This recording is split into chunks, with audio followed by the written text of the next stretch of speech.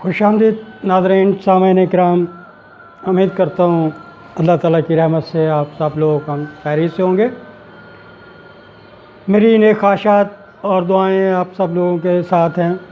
अल्लाह ताला हम सब पे दुनिया पे रहमत फरमाए, हमारे गुनाहों की मग़फ़िरत फरमाए और हमें अतीउल्लाह व अतीउर रसूल पे अमल पैरा होने की तौफ़ीक अता फ़रमाए। तो आज का मौजू मेरा कत्ल शुबा अमद है, यानी कत्ल शुबा अमद क्या होता है, इसकी सज़ा क्या होती है, इस्लामिक शरई क़वानीन और पाकिस्तान मजमूआ ताज़ीरात क्या कहता है, क्या हमारी रहनुमाई करता है कि कत्ल शुबा अमद में क्या है और इसको किसको किन मौके पर, किस मौके पर, किन हालात में कत्ल शुबा अमद बोलते हैं।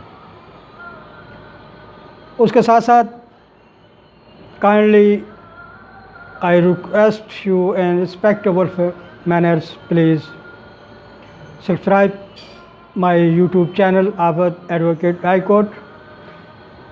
ये एक लीगल मालूमाती कानूनी मालूमाती प्रोग्राम है, चैनल है जो फ्री ऑफ कास्ट आप तक इंफॉर्मेशंस पहुँचाई जा रही हैं ताकि ज़्यादा से ज़्यादा लोग इस्तिफ़ादा हासिल कर सकें और जो मेरे तालिब इल्म, कानून के तालिब इल्म भाई हैं, दोस्त हैं, अहबाब हैं, वो सब इससे फ़ायदा हासिल कर सकें। एक ब्रीफ़ किस्म का मैं इंट्रोडक्शन करवाता हूँ, तारीफ़ बयान करता हूँ, चीदा पॉइंट्स बयान किए जाते हैं, उनकी सज़ाएँ बयान की जाती हैं। तो आज दफ़ा 315 मजमूआ ताज़ीरात पाकिस्तान के तहत कत्ल शुबा अमद पे हम बात करेंगे। तो कानून की लैंग्वेज में इसको बयान करूँ कि if a person who has the intention to cause harm to body or minor of any person causes the death of that person and uses the weapon which in ordinary sense does not likely to cause death is said to commit कत्ल शुबा अमद। नाज़रीन का इसका मतलब ये है कि कोई शख्स जो किसी शख्स के जिस्म या जहन पर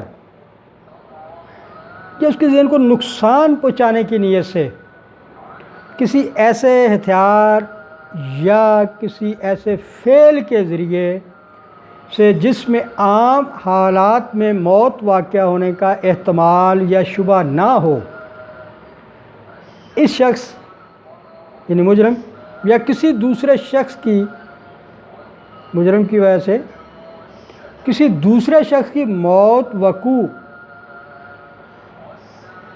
में लाए, यानी वो मुजरम इस वजह से, इन हालात की वजह यानी वो हथकंडों की वजह से किसी दूसरे शख्स की मौत वकू में लाए, तो कहा जाता है कि ऐसा शख्स शुबा कत्ल अमद का मुर्तकब हुआ है।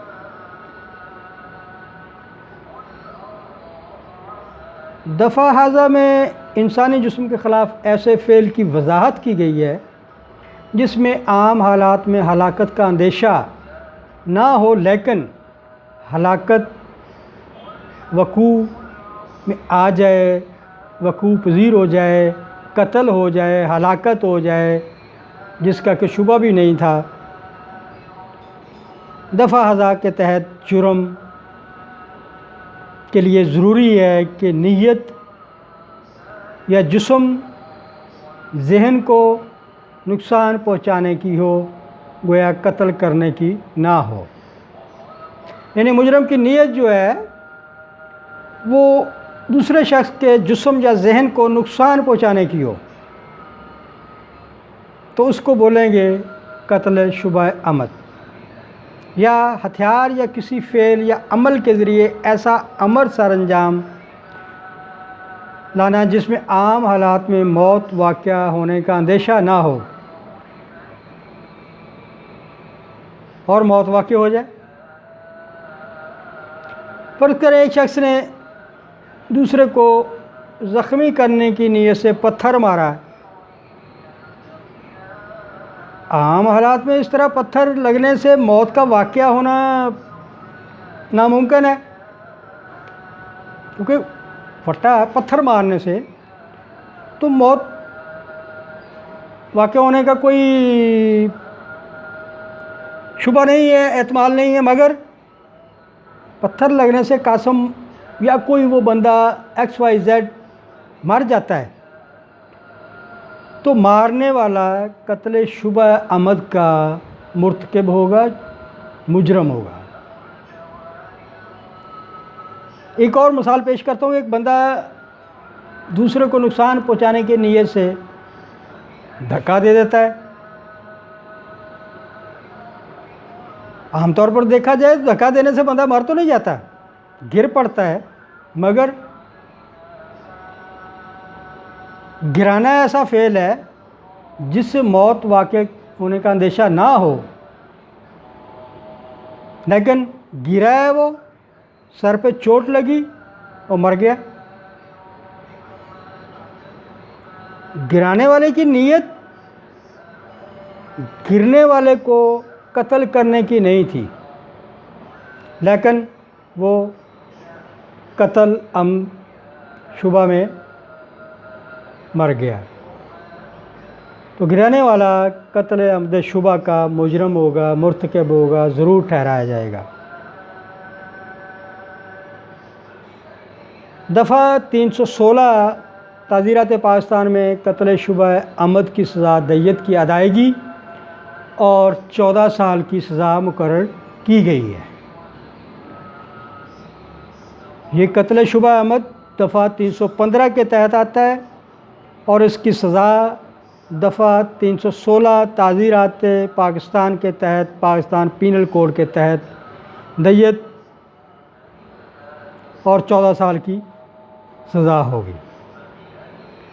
تو یہ تو تھا ناظرین کرام میرا آج کا موضوع کہ قتل شبہ عمد کیا ہوتا ہے۔ آپ سمجھیں گے کہ اس سے مطلب یہ ہے کہ ایک بندے کی نیت، ایک تو ہوتا ہے نیتاً قتل کرنا، مگر اس کیٹیگری میں قتل عمد شبہ میں ایک بندہ اس کو قتل کرنے کے نیت سے پتھر یا کوئی اور عمل اس کے ساتھ اس کے جسم پہ، ذہن پہ نہیں کرتا کہ اس کی موت واقع ہے، مگر وہ موت واقع ہو جاتی ہے، تو اس کو یعنی کہ شبہ میں آ گیا نا، قتل عمد شبہ،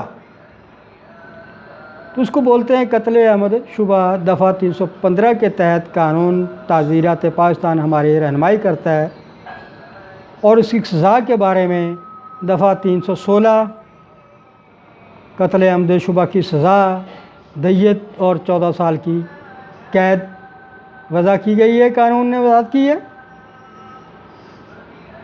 تو ہمیں چاہیے کہ ایسے عمل فعل سے جس میں قانون اور شریعت کی خلاف ورزی ہو، بچنا چاہیے۔ ہمیں قانون کو فالو کرنا چاہیے